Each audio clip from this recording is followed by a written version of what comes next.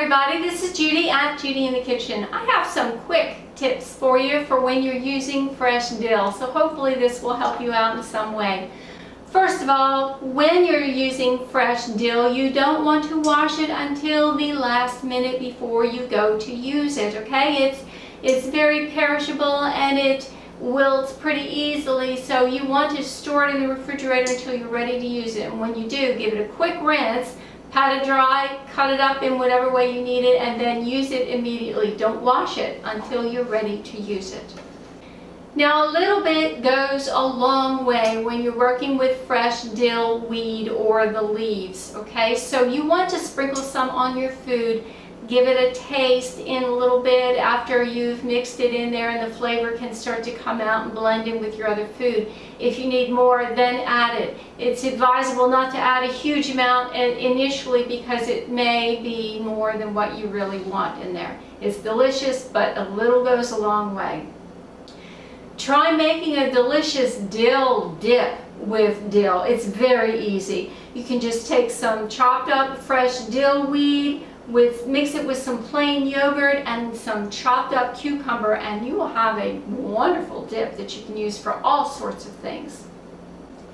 Try sprinkling some dill weed on fish before you go to cook it. It's absolutely wonderful on fish, especially salmon and trout.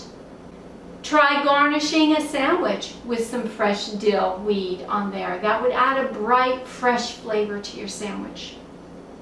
Dill seeds have been used for a long time to freshen breath after a meal and to also help in digestion. And some people will actually keep a little container of dill seeds on the table so they can nibble on them toward the end of a meal and help to freshen their breath and help in digestion as well. So you might want to try that sometime and let me know how it works for you.